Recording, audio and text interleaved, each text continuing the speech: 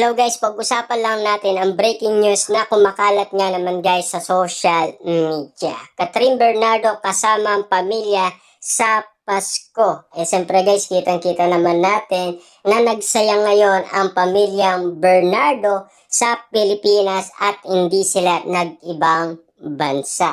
Kasi sinulit nga naman kasi ni Catherine Bernardo ang Kapaskuhan dito sa Pilipinas kasama ang kanyang pamilya. Lalong-lalo na kasi guys, no? Masaya na ang kanyang puso at lalong-lalo na guys, ang Christmas tree decoration pa ay mga lovebirds pa. Ibig sabihin, andang-anda na talagang umibig muli si Catherine Bernardo. Ibinahagi ni Catherine Bernardo na ang pamilya ang pinakamagandang regalo para sa kaniyang ngayong Pasko. Grateful for the greatest gift, family, wishing you all a Merry Christmas, caption ni Catherine sa kanyang Instagram post. Kita nyo naman guys, no?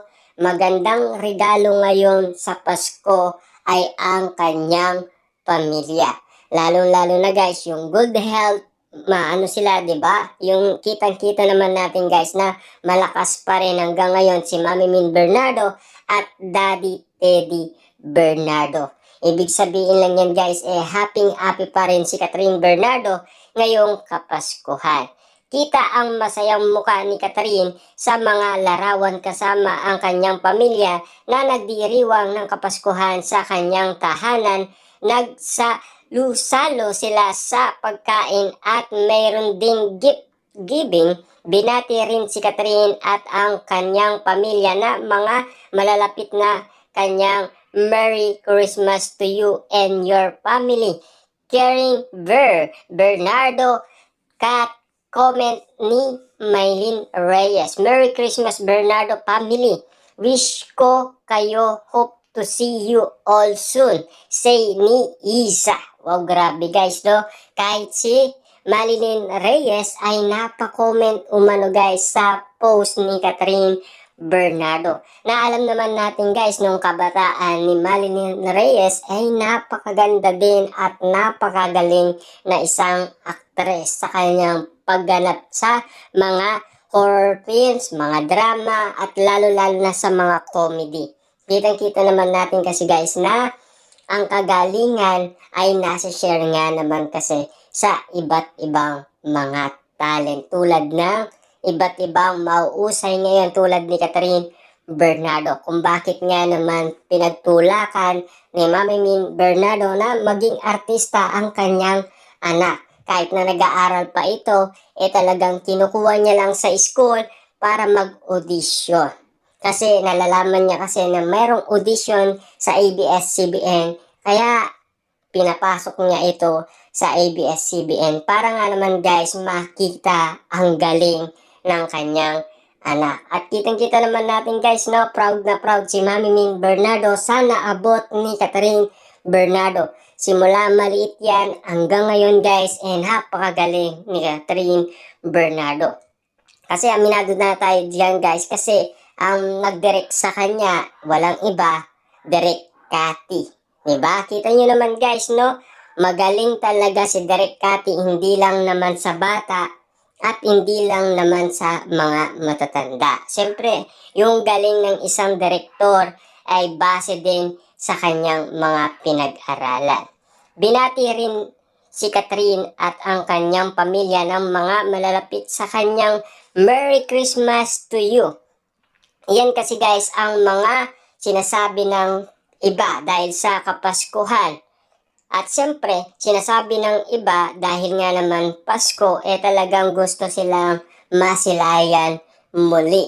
Diba? Lalo-lalo na guys, siyempre, gustong-gusto rin ng Catden fans na masilayan din ang kanilang idolong sina Catherine Bernardo at Alden Richard na sana ay magkita sila at magdiwang ng araw ng Kapaskuhan.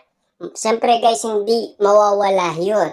Alam naman natin kung bakit, kasi kailangan din suportaan ni Alden Richard ang kanyang girlfriend. Mawawala ba yun ngayong Pasko? Diba? Alam naman natin guys, kitang-kita sa kanilang body language na talagang doon binabase ng lahat ng mga artista na magjowa na yan, na meron na talagang namamagitan sa kanila. Diba? Yun kasi guys ang binabase. Posibleng wala. Siyempre private lang yon. Hindi na nila pinaalatang masyado. Pero meron mga ayuda yan. Pero aalamin na lang natin kung meron talagang ganap na talagang nagkita sila ngayong Pasko. Idaan na lang natin sa mga legit na marites kung ano ang maikukwento nila sa atin.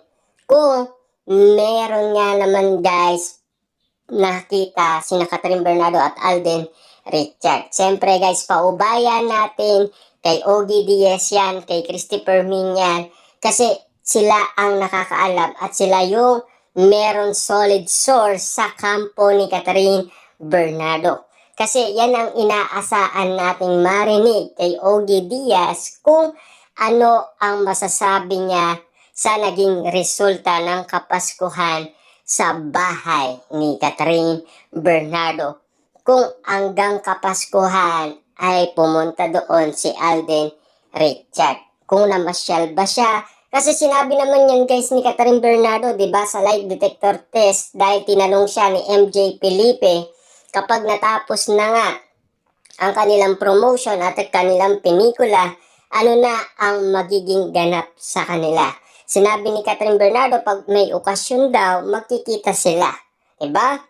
Sila mismo guys ang nagsabi niyan. Galing yan mismo kay Catherine Bernardo. Diba? Kaya nga naman guys, nagkita yan. Posibleng hindi. Siyempre solid ng liligaw si Alden Richard. Posibleng wala yang regalo kay Catherine Bernardo. At posibleng walang regalo si Catherine Bernardo kay Alden Richard. Kasi alam naman natin guys, nagmamahalan ang dalawa. Dahil alam naman natin ang nagpaligaya ngayon sa puso ni Catherine Bernardo ay si Alden Richard. Kung bakit nga naman masayang masaya at siyempre kita nyo naman ang mukha ngayon ni Catherine Bernardo guys. Basang-basa na natin na talagang in love na yan. Diba? Kasi ang nakalagay nga naman sa Christmas tree decoration ay mga lovebirds. Ibig sabihin lang yan guys, handa na siyang magmahal muli.